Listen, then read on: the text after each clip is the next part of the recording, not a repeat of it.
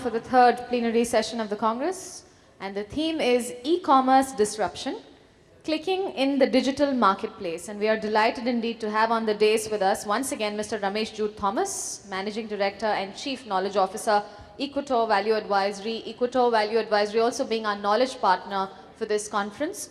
And we have with us gracing the stage our esteemed speaker, Mr. Amar Goel, founder and CEO, Comely Media. A huge round of applause for both these gentlemen right here. Ladies and gentlemen, I now take the privilege of briefly introducing Mr. Thomas. Mr. Ramesh Jude Thomas is the chairman for this session. He is the managing director and chief knowledge officer, like I said, for Equator Value Advisory. He is credited with introducing brand valuation and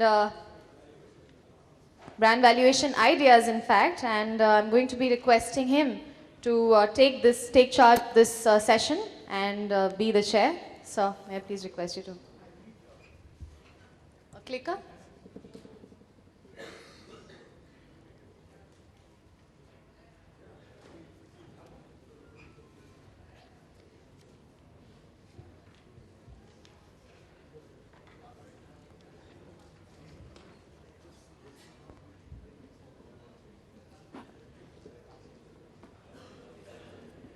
So I just have to click, is it? Will you tell me how it works? Can you open up presentation?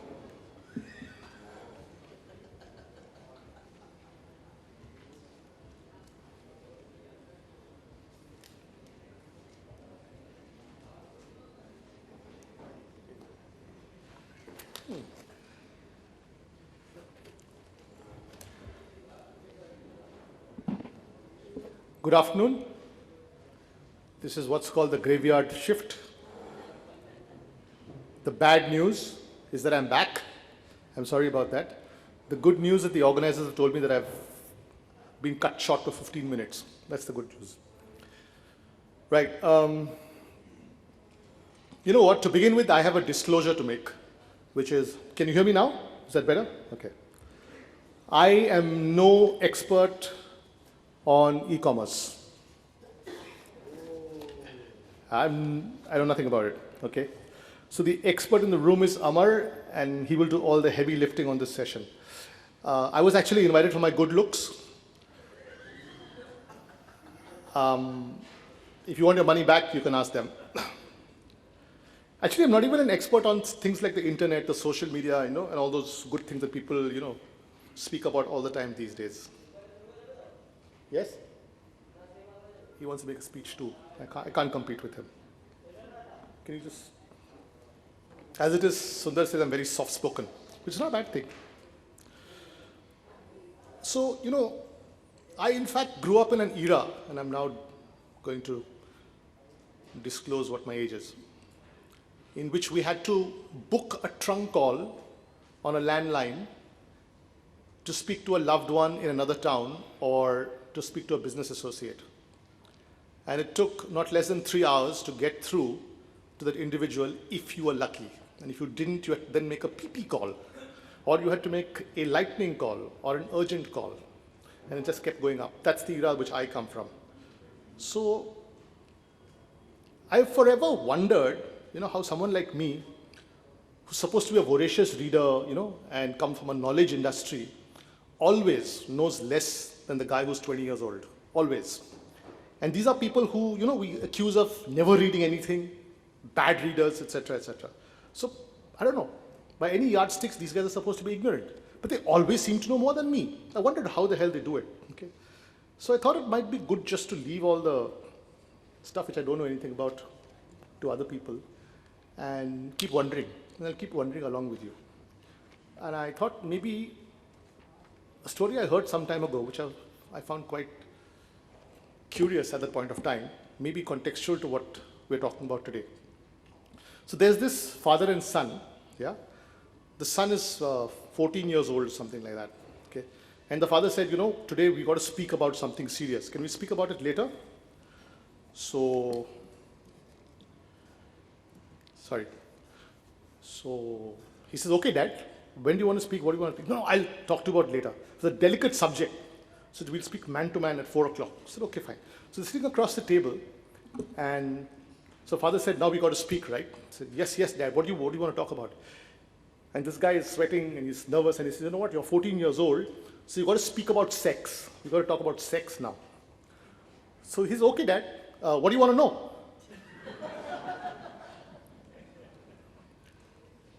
You know, it may sound like an extract from a Chetan Bhagat book, I'm sorry about that. But I think the truth is you laughed for two reasons. One is that although it's uncommon, it's not unthinkable. Okay? And the fact of the matter is, power shifts all the time. And through history, we have seen how power shifted from one set of people to the other. And the shift of history is as old as, shift of power is as old as history itself. And I believe it's happening in Delhi as we speak. Yeah, there is unknown party decimating a known party and so on and so forth. All those things are happening. Sorry, Sundar. Disruptive and disruptive technology, in whatever form we have seen it, has always been an ally, an active ally in the shift of power. We've seen that. Now, let me just put through, that's the guy, yeah, I heard about this guy. Now, to understand the shift and the, assistance of technology, it might be good to just go into history for a little while. I've said this before a couple of conferences ago, but how many people are familiar with what's on that picture? It was disruptive technology, and some of my friends in the front table will know what I'm talking about. This is a 15th century technology. It's called the Gutenberg press. Yeah? It was the first printing press. And it did something quite interesting. First of all, you know what the Gutenberg press is most associated with? I don't know how many people in this room might be familiar with it, but you heard of the Gutenberg Bible? The Gutenberg Bible was a product of the Gutenberg press. Okay. What it did was very interesting. One, it actually allowed common people who were never allowed to read the scriptures for the first time. So you know the horrific stories of those days. If you dared to read the Bible yourself, the scripture yourself, and if you were found out, they poured boiling oil all over you. Okay? So only the pundits, the priests, were allowed to read the gospel and the Bible in the church every Sunday. And you went there and listened and said, oh, that's it. So which is where you get the term, the gospel truth from, right? So it allowed people to read what they were not allowed to read before. The second interesting thing it did is it worked against the church in a different way. You heard of a guy called Martin Luther, the Reverend Martin Luther? Not Martin Luther King, the other Martin Luther. So Reverend Martin Luther was a Jesuit priest who worked very closely in the Vatican with the papacy. And he's a guy who was absolutely pissed off with the ills of the church and the way they were actually concentrating part of themselves and doing whatever they felt like. Even today, you don't know how much the Vatican Bank is worth, right? So it was as true in those days, in the days of Pope Leo. So what he did was he used the Gutenberg press to socialize his revolution against the church. So pamphlets, which we may think today is no big deal, was used as a new technology from the press to be able to socialize the ills of the church. And that gave rise to one of the most powerful movements in history, and it's still the biggest breakaway group from the Catholic Church. It's called the Protestant movement, right? The Protestants are the second largest, even to the second largest group of people in the Christian community, right? And that's what he did. So revolution, disruption was aided. Social media, the first of its kind, was aided by new technology. That's the Gutenberg press for you, okay? Now, this example is probably as true, and I'm sure everyone in this room can think of examples which to do with the radio, television, the steam engine, the telephone, wireless communications, democracy, and today the internet. Any disruption is aided in some sense by some technology. The other thing is that I think any large disruption has also generated two important phenomena. One is a disruption almost always gives rise to a phenomenally large opportunity. And you can see that, right? The other thing is, in its wake, it also gives rise to a very large amount of insecurity. Do you agree with what I'm saying? Yeah? And there are challenges on both fronts. To avail of the opportunities is a challenge because it's new and you have to try and extract more out of it. And I'm sure many people in this room who are in the internet business will know what I'm talking about. And second, you have to deal with the insecurity of those whose lunch is going to be eaten up by that new opportunity, right? And this works at two levels. One, it works at a social level. And the second, it also works at an economic or commercial level, right? Might be wise to consider history again for a moment. When you think of when the printing press arrived, you think of the general population who were the beneficiaries of it, large opportunity. You think of the people who were protecting information and didn't want other people to get it. They were insecure. And you think of the power brokers who were using the information, right, for their own ends and didn't want the printing press. Right? And this can be extended to any new technology or any disruption that you can think of, right? Here's another interesting anecdote. This actually happened to me on a plane, and I'm unlikely to forget this because it's a very constant reminder of some of the challenges that we face in the era of any new disruption. Okay. Sometimes what happens is, at the same time as individuals, we are subject to both the opportunity as well as the insecurity at the same time. So I'm going from Delhi to Bangalore on an evening flight. I was pretty tired after 2 days of work. And I had a neighbor whom I didn't speak to. He must have been around 35, 36 at that age, mid to late 30s. And I didn't speak to him for a long time. Then I thought it was a bit unsocial. And I said hello, like almost towards the end of the flight. And he said, hi, my name is whatever, Nitin or Rajesh or whatever it is. And I said, hi, my name is Ramesh. So the usual question, so what do you do, what do you do? And it turned out that he was a small scale manufacturer in Delhi, right? And I said, okay, so how's business? He said, sucks, really bad, awful, terrible, I don't know what to do.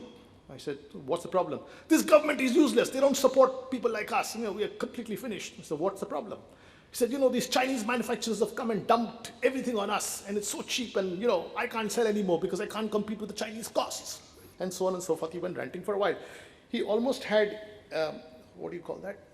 He almost bust a vein or something like that. So I said, okay, take it easy. And I kept quiet for about 3 or 4 minutes. And then I said, I just shifted the conversation a little bit. I said, do you have kids? So he said, so the picture is very telling. Just take a look at that, the Chinese. I said, do you have kids? He said, yeah, I have 2 kids. I said, how are they? 8 and 10. I said, good. So do they go for birthday parties? He said, yeah, we have a lot of birthday parties. I said, so every time they go for the birthday party, what do you do? Do you buy gifts and stuff? He said, yeah, we go and buy toys. I said, so where do you buy the toys from? And suddenly he said, oh God, no. So he buys Chinese toys, right? Okay. So when he's at the receiving end, it's not so good, but when he is benefiting from it, it's very good. So the same guy is dealing with both, and that's the problem with disruption. It throws up very big opportunity and it throws up very large insecurities on both sides. So what do you do with that? At a social level, this gets really interesting. Now, do you know who this guy is? Sorry? Nobody knows who this guy is? Sorry? Right. So somebody like him, and I was sitting on a flight next to him about 2 months ago, and I was very bugged because he was occupying my seat as well as his seat. He's a large guy. He must be about 6'2" and as wide. And I said, who the hell is this guy? And he goes, with this t-shirt. And then when I went back, the younger people in my organization said, he's a rock star. Okay. Now, somebody like that could never have been a celebrity if it hadn't been for the internet, isn't it? It's the internet which actually has made him who he is. He'd never been otherwise. Okay. And I believe people go up to him in airports and take his autograph and stuff like that. Ha ha. Roast in peace. Yeah, you've seen what's happening with that? Terrible. And everybody and his third cousin, the fringe elements, sundry censor board people, and all sorts of people are going after them. So why? Because what they're saying is not so good for many people. So it raises insecurity and it raises opportunity, both at a social level. Now, if you look at the economic side of it, it has completely and totally changed the way we behave. And people have spoken about it all day, so I'm not going to dwell into it. Some of these names, however, on the slide tell its own story, right? But there's one instance which particularly appeals to me, which is a business that has taken insecurity, yeah, and converted into an opportunity. How many people in this room have heard of a business called Via? Via.com. Yeah? You know what the Via model is, right? So when the internet started playing with travel, every travel agency thought they were going to go out of business, right? Especially the guys who operated under the staircase, right? But what Via did was he aggregated all those small agencies. So they didn't go out of business, but they sell through him. It's still internet. You still get the benefits of the prices and whatever that guy is able to give you, but it's on the internet. So what was insecurity became an opportunity. So there are these things as well. Here's another guy I'm really fascinated by. It's a guy called Gunjan Mal, age 26. His venture is called onlineprasad.com. He delivers prasad to you in your house. God will come to your house and bless you. Yeah. So this is broadband. It works. All sorts of good stuff is happening. Yeah. But my question really, and that's what someone like Amar, who is steeped in the subject, is going to talk to you about, is that, so where's the commerce in e-commerce? And there's just two slides I want to leave you with before I hand it over to Amar. Okay. Here are the results, or here is the performance of an Amazon over the time of its existence, which is 20 years. Okay. Rising revenues, dropping profits. So the shareholders who are putting money into someone like Amazon is asking the question about where is the commerce in the e-commerce. Okay. And this is the poster boy of e-commerce, don't forget. Okay. Here's the other interesting one. This is Indian e-commerce results. Now, you have to understand that when they talk about size, okay, they talk about a metric called GMV, which is gross merchandise value. That's only the throughput. That's the value of goods being sold. It's not the revenues. But if you look at the revenues and their costs, it looks pretty frightening. Look at the actual revenues that they have. Yeah. So my question is, where's the commerce in the e-commerce? That's my question. I just want to leave you with that. Now, I think it's too restrictive to talk about e-commerce as something springing out of the internet, which is a brand new technology. It's been happening through history, as we have seen. But right through history, there's been opportunity, then there's been insecurity. Now, the opportunities can it be monetized with shareholder value? That's my point. Okay. To talk to you about that, we have somebody, Sandeep Das talked about the age coefficient of India. Now, he's at the other end of the spectrum. He's the brave new guy who's going to talk about such things. All right. So a little bit about Amar. Amar is the founder and CEO of Comely Media. He's a Harvard University alumnus, and he founded Comely Media in October of 2006. He's also the founder and chairman of Pubmatic, which is the leading independent supply-side digital advertising platform in the US, with offices across the US, Europe, and Asia. He holds a master's degree in computer science and a bachelor's degree in economics from Harvard University. In his previous stints, Amar has led the digital advertising business for Microsoft in the US and has also worked at McKinsey & Company and Netscape. As a student in Harvard, he founded chipshot.com at the age of 19 with $350. That's the guy I'm talking about. In 5 years, Chipshot grew to approximately 30 million annual sales and was at a point the fastest growing e-commerce website. I don't like him very much, but anyway, over to Amar. He'll tell you about it.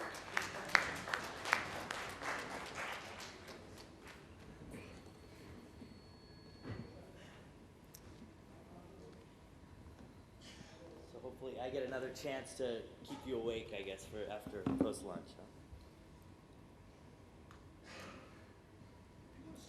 Great, so I think I'm not going to talk as much until the very end about e-commerce because, yeah.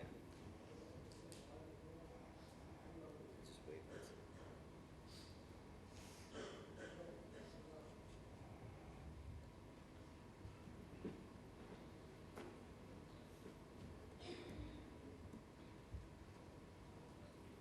Great.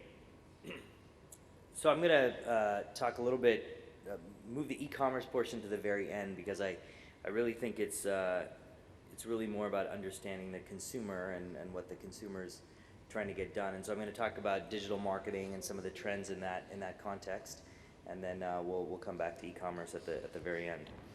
So I think my thought in the title of this discussion was I feel like this is what marketing feels like a little bit today, that there's so many different things happening, there's so much fragmentation, there's so many things changing that I think it can be a bit overwhelming. I certainly feel that way myself sometimes about digital.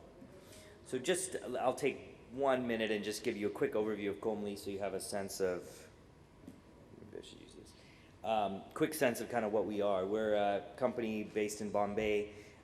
We do digital media advertising, so we have solutions across display advertising, mobile, video. We also built a lot of technology around things like real-time bidding, which I'll talk about, and data management for consumers. And we have about 300 people across India and Southeast Asia. And like Ramesh mentioned, I started the company in 2006. So we've been sort of seeing the rise of digital advertising since the last 8 years, basically, in India. So I'm going to talk a little bit about some digital marketing formats, some key trends, and then take you through a little bit of a imagining exercise. The reason I thought I'd start with some of these digital marketing formats is I'm a product person, so I like to focus on building technology products, software products for consumers or businesses. So to me, it's a very important, a lot of times, the tactile nature of what exactly are we talking about. I think in a lot of conversations, people say, oh, mobile advertising or search advertising or social advertising, but I think often I find that people aren't actually clear on what that advertising looks like or what it is, and they don't necessarily notice it or interact with these formats on a day-to-day basis. So we can skip the first part, but I think one of our core beliefs, one of my core beliefs, is that all media is going digital. So I do sometimes feel that marketers, especially more marketers who've been around for a long time, kind of say digital's small, it's not that important today, and I'm not really gonna learn it because it's a whole new thing I don't really want to learn. But I think if you look at where certainly the industry is going over the next 10 years, all advertising is going to go digital. Television will go digital, print, magazines, radio, all the non-digital parts will probably fall away. It may take a little bit longer in India, just as digitization is kind of catching up. But it certainly is the fastest growing part. I think we're probably all pretty familiar with that. In the UK and in Australia, digital advertising has actually crossed television at 30+% of ad spend. In India, it was 7% last year, and it'll be about 9 to 10% this year. So it's left kind of radio in the dust a couple years ago, and print is starting to come down in India, but I think it'll still be probably again 5 or 7 years before it passes print in India. So this is just a really quick take on search advertising. So if you run a search like cheap airline tickets, I don't know if you can see that. At the top, there are search results, and on the side, there's results that people pay for. Down the middle is what's called organic results. That's really what the Google algorithm is throwing up. But everything else there is paid for. And a lot of times now, today, you can't actually tell the difference very easily between what's paid for and what's organic. So that line between sort of editorial and advertising has become very, very blurred in search advertising. And so you're sort of being encouraged to click on paid advertising.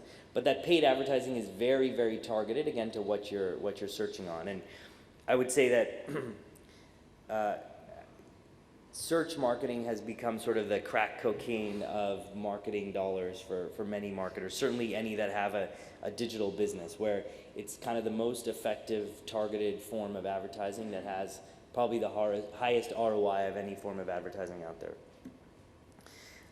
Next is what you sort of call typically display advertising. That's kind of these normal, boring banners, if you will, that they've sort of circled in red boxes there.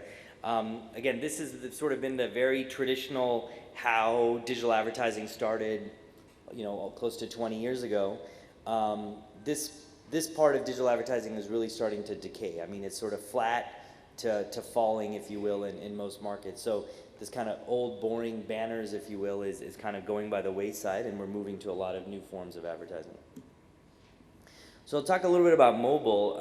Mobile started, you can see this ad at the bottom. It's an ad from Line, which is a messaging platform.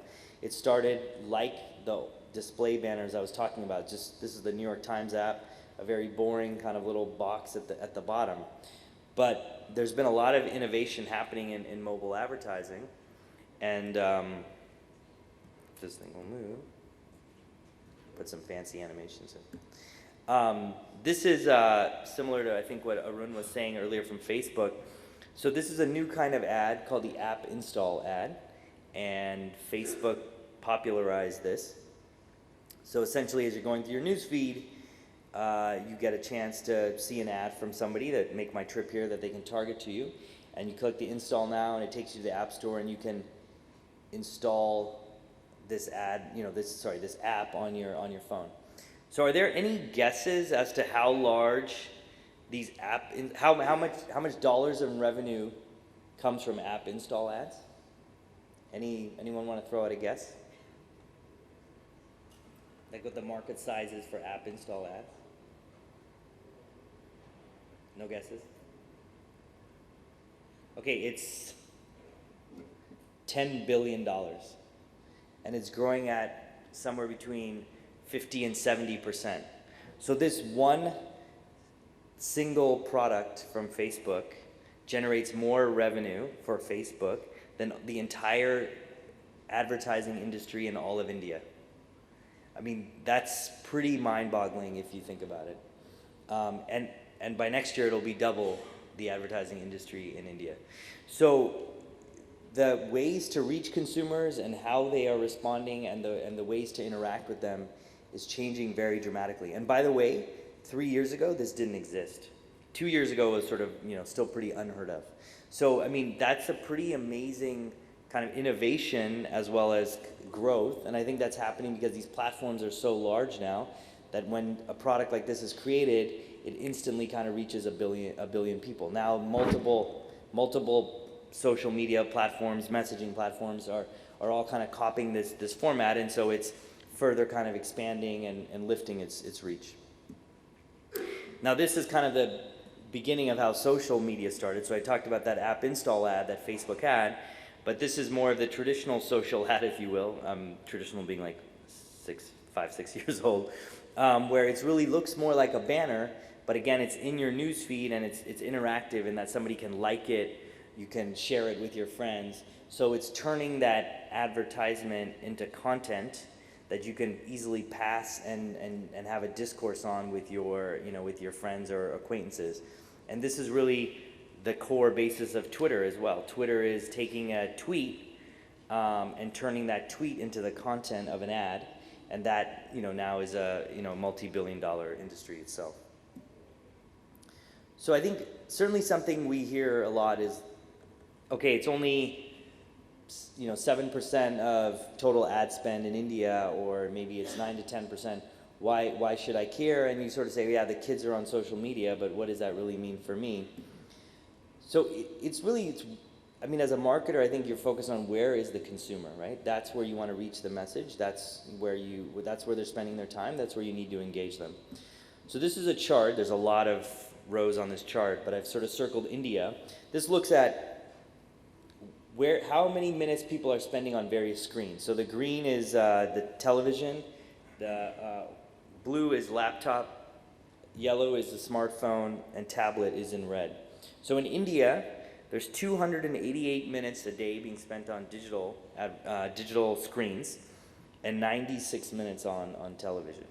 So you're looking at digital is almost now 3x of where somebody's spending time on TV. And so again, it's not to say that you should really be moving all your budgets there, but I think that's certainly where the consumer is spending their time. And as a brand, you want to figure out, how do I engage that consumer and understand and experiment in that medium.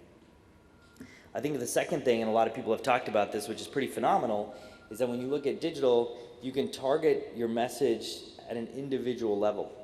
And then track it. So it's not a mass medium in the sense of television or radio or print, where you're saying I've got one piece of copy and I'm rolling it out, or one piece of creative and I'm rolling it out to everybody. Here you're actually kind of like what Facebook was saying about personalization at scale. So you can reach 10 million people, but each of those 10 million people can actually get a unique message. And there are ways to do that now, which are creating very, very targeted forms of advertising, but you're also seeing response rates go up very, very dramatically, interaction rates go up very dramatically. It's probably creating somewhere like a 5 to 10x increase in kind of that ROI from your advertising dollars.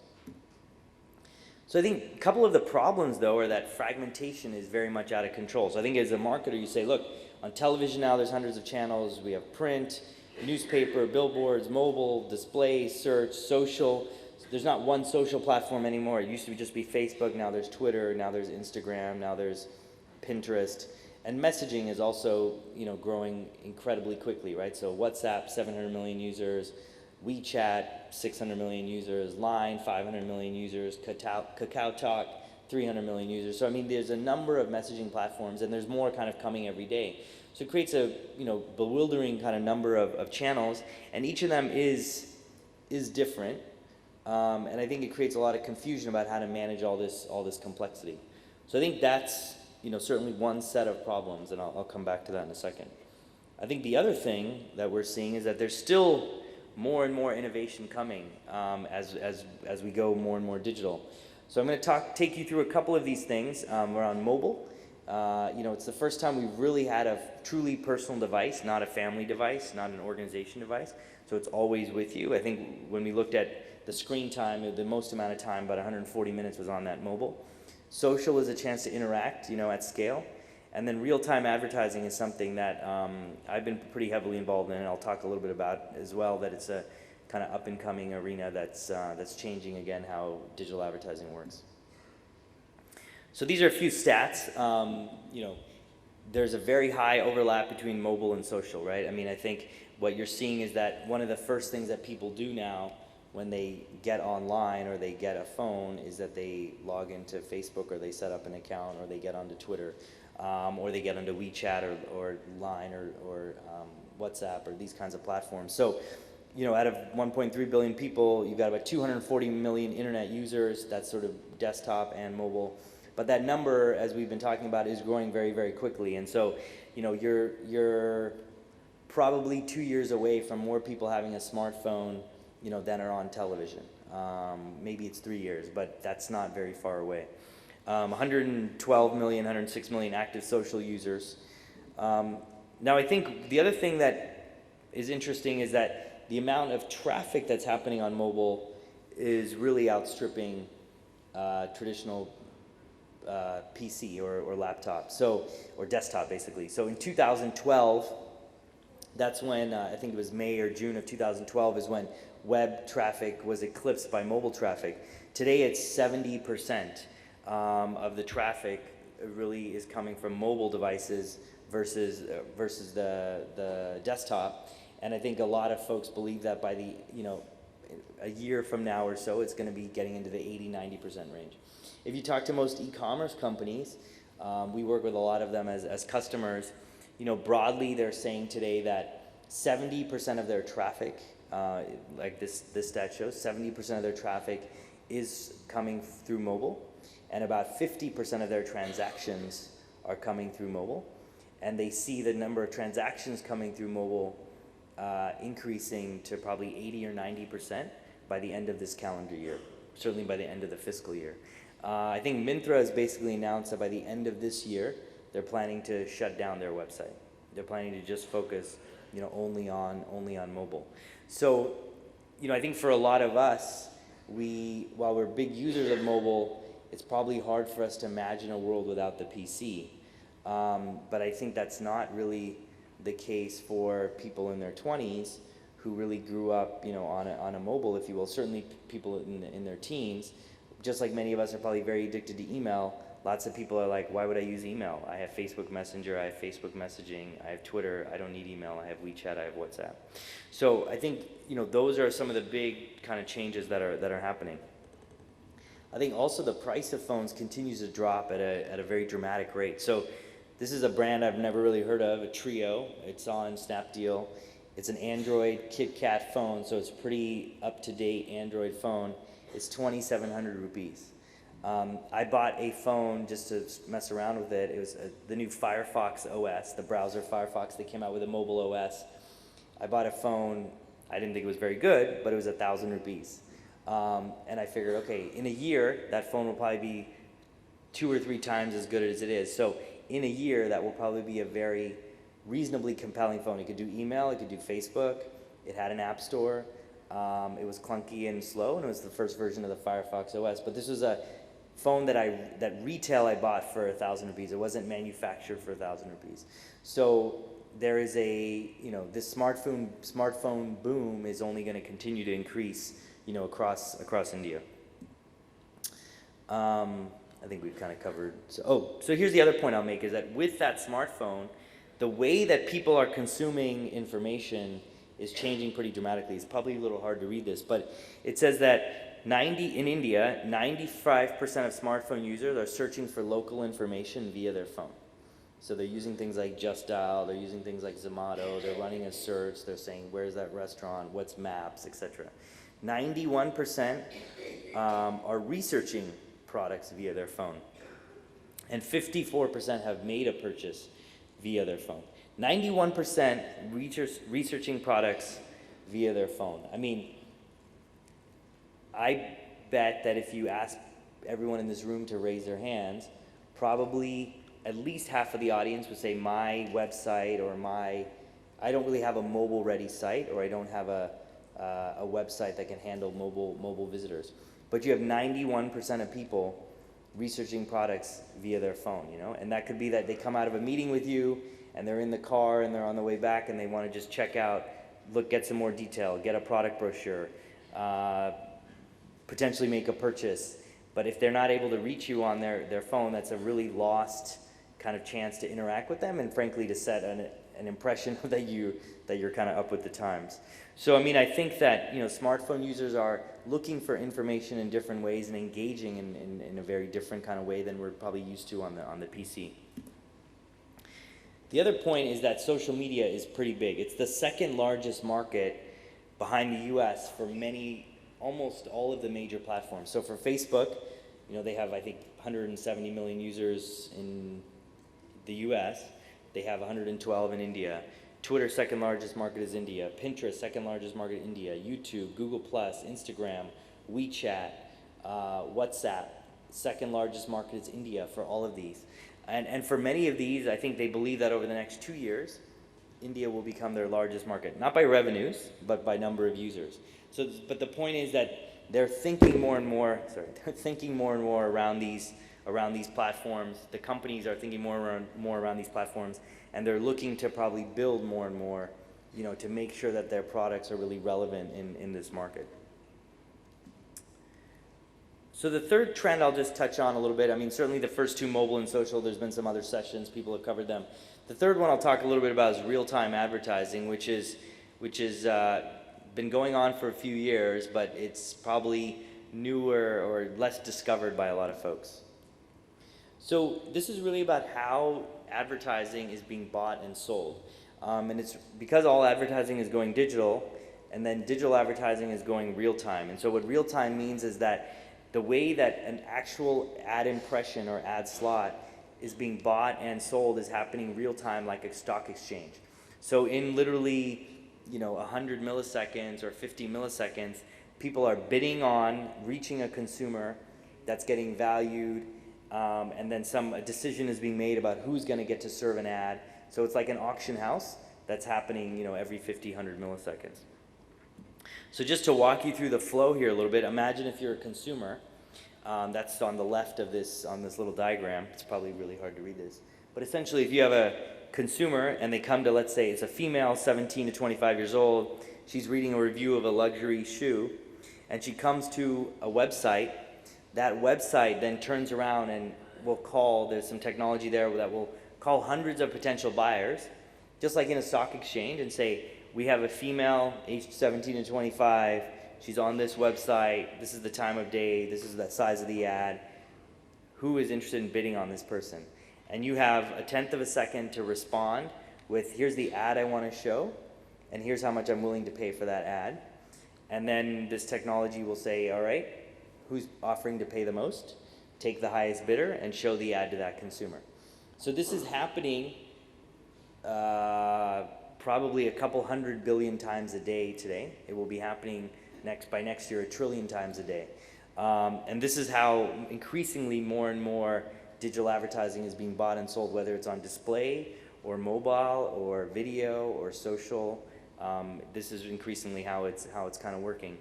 And what's pretty phenomenal here is that it's really changing how you're able to target, because you can actually, it's almost like on-demand advertising. You can really say, hey, I have a promotion right now, I need to reach people, I'm willing to pay more to reach those people right now. And the more information that you have, the more you're able to say, this user is valuable to me, it's not valuable to somebody else, so I'm willing to bid higher and you're more likely to win. So in a way, you're more likely to reach the consumers that you value. And on the flip side, the publisher or the website or the mobile website on the other end is more likely to get more revenue because you're able to match demand and supply in a better way. So the growth of RTV is pretty fast. So this year, 2015, it's estimated to be about $6 billion in the US. Non-US will probably be another 6 billion or so. And Google estimates that 50% of display will be bought and sold via real-time bidding in 2015. So, I mean, this is really kind of high-tech in nature, but it's starting to show up in ad agencies and e-commerce companies, you know, across India in a pretty big way. So where does all this lead to? I mean, all this complexity, all these different channels, mobile, social. It's funny, I think I have one slide that's the same as Neeraj from Hungama earlier, but I think really begs the question about how do you kind of reimagine what you're doing for the consumer? What is your product? What is your service? What is the way you deliver it to the consumer? And to really rethink that. I mean, I think people really get caught up sometimes in, hey, I sell offline, now I'm thinking about online, that's a different channel. I mean, there was, you know, a bunch of brands even a year ago were saying, oh, we're not going to allow our retailers to sell their products online, or we're not going to allow our products to be sold online. To me, it's an artificial kind of break, you know, in a way. The consumer is looking to engage with your brand, is looking to purchase your product. What does it matter if they're buying it online or offline? It's more about how do you make sure you fulfill your brand promise to them, deliver the product, deliver the service in a way that allows you to make a profit, but also means that they have a positive experience. So, you know, the first piece to reimagination is that in 2010, so this is 4 years ago, after 305 years, newspaper ad revenue was surpassed by the internet in 2010. And that trend has only continued to accelerate. In India, you know, the print business has still been relatively healthy, but it's really starting to stagnate and shrink now. I don't think it's going to decay quite as quickly as it did maybe in some markets like the US and the UK, kind of after the Great Recession. But it's certainly, readership is flatlining and people are moving to more online or mobile kind of mechanisms like News Hunt or apps and Twitter and things like that. How people are getting their news is really changing, right? So you're used to sort of seeing it on television or waking for the newspaper in the morning and kind of reading about the news then. But if you look at now, what's happening is people get on Twitter to see what's happening, to follow the trends, to understand what's happening. So when a plane crashed in the US in the Hudson River, just basically landed in a river in New York City, the first information came on Twitter, where people saw it, took a picture, and posted that on Twitter, and it was much faster. In fact, I just sort of read a very interesting post from somebody the other day where they said, you know, it's interesting, when you used to find out some big news, the first thing you would do is go and turn on the television and go to a news channel to say, hey, let me hear about what's happening. But increasingly, people aren't doing that now. They actually get on Facebook or they get on Twitter, and they're like, I'm going to get my update from there because it's much more constant. There's much more the latest information. So how we get news, how that information flows is dramatically changing. Here's a very interesting kind of example. So if you think about home improvement, typically it's been led by magazines where you sort of, Architectural Digest, you flip through Architectural Digest or magazines, or you look at photo books. So my wife, she used to look at Architectural Digest, and she really is into not just architecture, but maybe like interior design.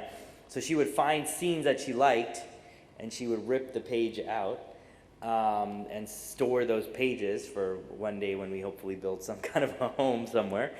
And so that's really the kind of linear, old school way of doing it. House is a site, really started as a mobile app that came up in the US, where people are uploading, starting with actually contractors, are uploading designs that they have done of renovations they've done to houses, buildings they've done. Hey, we redid someone's living room. So they're uploading all those pictures, and consumers can actually sit there on their iPad flicking through, right? And you can say, I want to see what my friends liked. I want to see what other people in this state or who have expensive homes liked. And so it's a much more kind of social, much more live experience. And then you can actually talk to potentially the contractor that actually developed that interior, that kitchen, that living room, that house, etc. And this company has kind of exploded in popularity and in use, and is worth a couple $2 billion today. But they basically took an offline activity and really reimagined it in a mobile, social, device-centric kind of world. I think Neeraj talked a little bit about Uber, and I think everyone's pretty familiar with Uber, so I won't really get into that. So, I think, again, it goes back to how do you reimagine your customer experience, right? So the physical, I think, and the virtual worlds are really starting to blur. They're not as separate, I think, as we've traditionally thought about them. And your consumer really lives in both. And again, they really think about it as one world. They don't think about it as two worlds. I would almost go back to the example Ramesh was using about that gentleman who was angry about the Chinese manufacturers, but then was turning around and buying Chinese toys.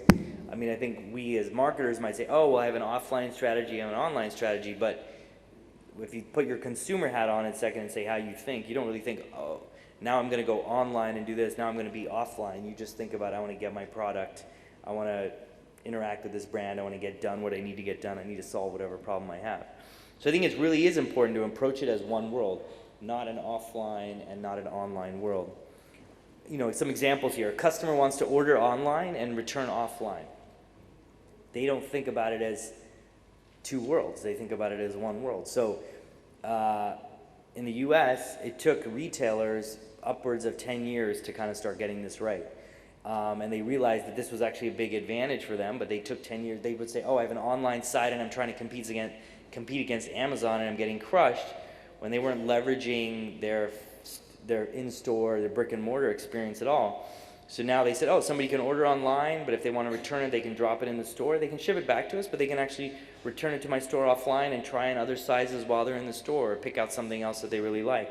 Or a customer wants to maybe buy offline, and then they have a question or they don't understand how something works, and they want to engage via Twitter and say, hey, can I get some customer support?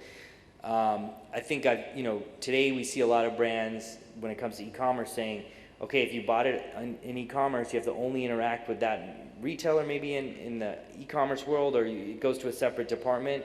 We can't help you if you bought it offline. So I think you really have to reimagine how that customer wants to interact with your brand and put those two things together. Great, that's it for me.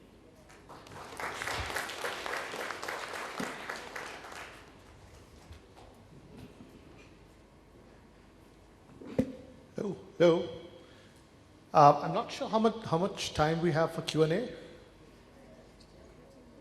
We do still?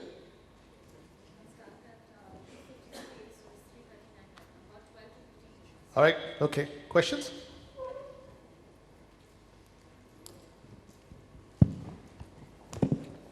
Good, two brilliant presentations. Nobody has questions?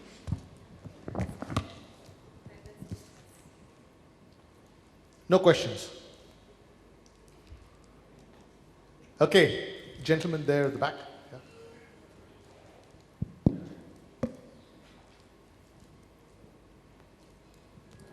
Yeah, you were mentioning about how e-commerce sites are more working on losses. The revenues are not managed by the operational costs and the capital costs they're going into. Do you see a culmination of this trend? Because there's more and more e-commerce players coming in, and while they exist, the traditional brick and mortar stores are facing a lot of, at least, sales dwindling in their case. So is there some culmination to this trend you see? Actually, I had the same question. Probably we'll put it to Amar. Yeah, I have a lot of friends who run e-commerce companies and a lot of friends who are big investors in e-commerce companies. So, I mean, I think everyone is taking a calculated bet, if you will. I mean, I don't think they can say with complete certainty what's going to happen. But I think that, you know, if you look at the bull case, maybe the people who believe in the growth of e-commerce, they're saying, you know, he had put that slide up about Amazon. I mean, while it looks like Amazon doesn't really make profits, I mean, Amazon actually does generate about $4 or $5 billion of operating cash flow a year. They just choose to reinvest that in lots of other crazy ideas like drones or Kindle or Amazon Web Services, etc. So I think there is a belief that, you know, e-commerce can grow. If you look at Alibaba, they generate about I think about $6 or $8 billion of profit a year. So companies like Flipkart and Snapdeal and Amazon and, you know, the list goes on and on, I think are betting on the fact that physical retail in India is vastly underdeveloped, and that more and more people are saying it's just much easier, especially in tier 2 and tier 3 cities, to buy online.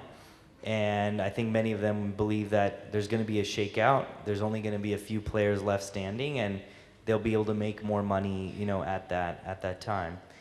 I think the case on the other side is, you know, a lot of people feel like there's a lot of consumers who are just buying because they're getting cheap deals and they're getting cheap products, and that maybe their buying behavior won't last once prices go back up slightly. I think on top of that, you know, there's some people, investors and stuff, who feel that there's always going to be some new kid on the block. You know, Paytm just raised whatever, a few $100 million from Alipay, or Shopclues just raised another $100 million. So, you know, these are new up-and-comers that are going to continually sort of be biting at the heels of some of the bigger guys like Snapdeal and Flipkart. So I'm not really offering you my own opinion, but I think those are sort of the bull and the bear case. There's certainly a lot of money riding on the question.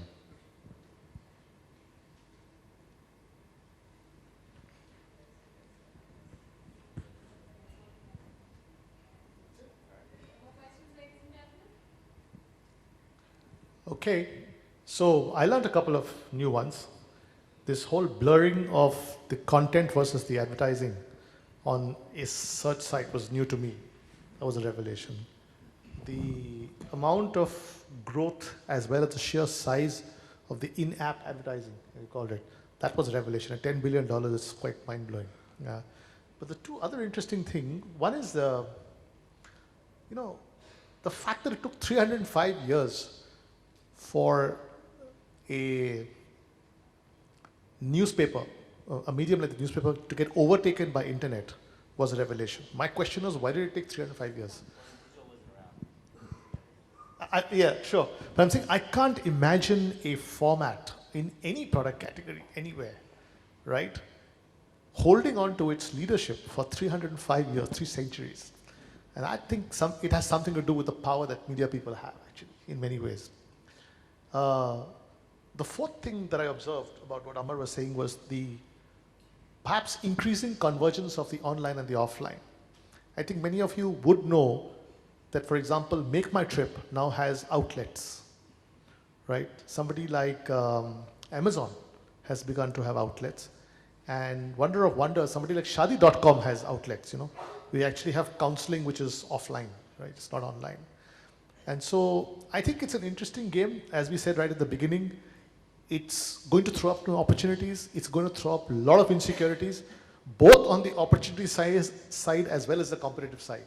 And I think, like he said, there's a lot of money riding on it. And we're all waiting and watching, like the elections. Thank you very much. Big round of applause, ladies and gentlemen. I think that was a tremendously engaging session. I'd request Mr. Swami to kindly join us on stage once again and do the honors and thank our speakers. First, of course, Mr. Jude Thomas, A huge round of applause, ladies and gentlemen, for Mr. Ramesh Jude Thomas. Once again, thank you so much, sir, for steering it so well.